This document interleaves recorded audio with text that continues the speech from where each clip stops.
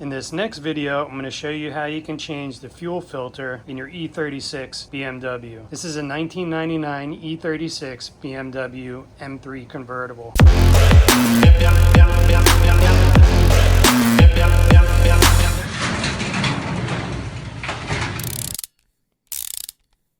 First thing you're going to want to do is find your jacking points. You can easily do that by just looking down here at the side skirts where these knockouts are for the factory jack.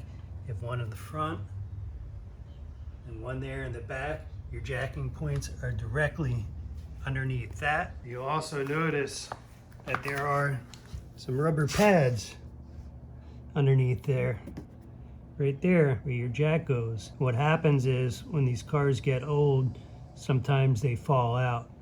So this car that I'm working on has three. This one right back here has fallen out, and you can see where it used to be. So I'm gonna just place a hockey puck on the jack stand between that and the body, just so I don't damage it or scratch the paint, cause anything to start rusting prematurely. All right, now I'm gonna align my jack stands in the position where they're gonna be set, and now I'm gonna place my jack just next to where I'm going to have my jack stands, so I allow myself enough space that I can still get the jack stand into place.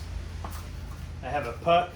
I use a hockey puck that I placed on top of that jack stand because the puck is missing at that location. And then I have another puck that I'm going to use right here that I'm going to place on top of the jack, just so I don't scratch up anything underneath the car.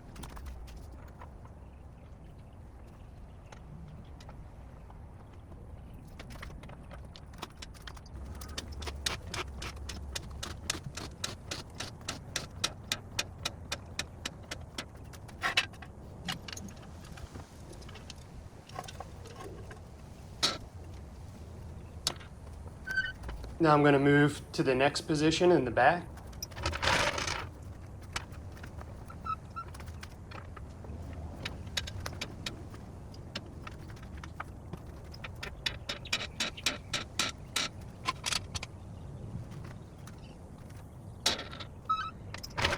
Now I'm going to do the other side, starting in the front and ending with the rear.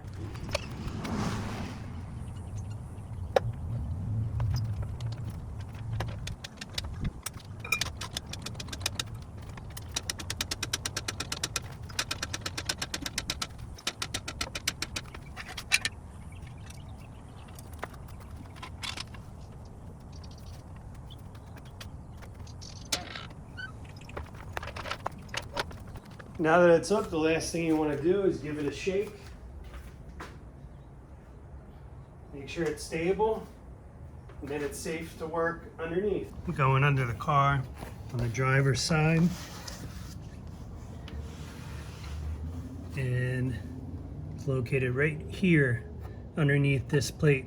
So this plate will have to be removed, and that'll give you access to the fuel filter. Make sure you have a drain pan ready because fuel will leak out when this is disconnected. All right, so I'm going to start with removing the two 8mm. The one here, there's one here, and then got this odd looking thing here.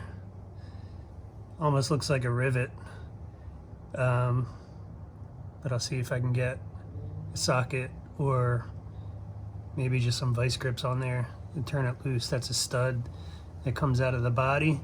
And then there's also another one of those up there, if you can see it. I think that's it. So a total of 4 fasteners. Okay, so these strange looking things actually are 8mm as well. It's hard to see because it's covered in grime, but I'm able to get an 8mm socket on that as well. Crack this one loose all the way up in the front, and this metal plate dropped down enough to give me access to this fuel filter. So I think I'm going to be able to get it removed without fully removing that. It's kind of in a difficult spot anyway. So I'm going to undo these hose clamps on both sides. Also put on my safety glasses just in case anything sprays out. All right, so here's the old filter that I just removed. This is the new filter. I don't know if this is the date code, 2003. I don't see anything else on here that could be a date.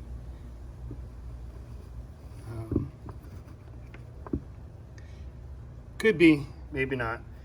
So we have the new one that's ready to go in now. These are directional, so just pay attention to the arrows for the direction of the fuel flow. All right, so now the new fuel filter is installed, and before I close this up, I'm just gonna switch the key to the on position to engage the fuel pump, and then check and make sure I don't have any leaks. And then if we're all good, then I'm gonna close this all back up, reattach this bracket, and then I'll put the protective cover back into place. All right, I primed the fuel system. Then I started the car up, I let it run for a little bit. I checked for leaks. Nothing was leaking, so now I'm gonna go ahead and button everything back up underneath, and then we're finished.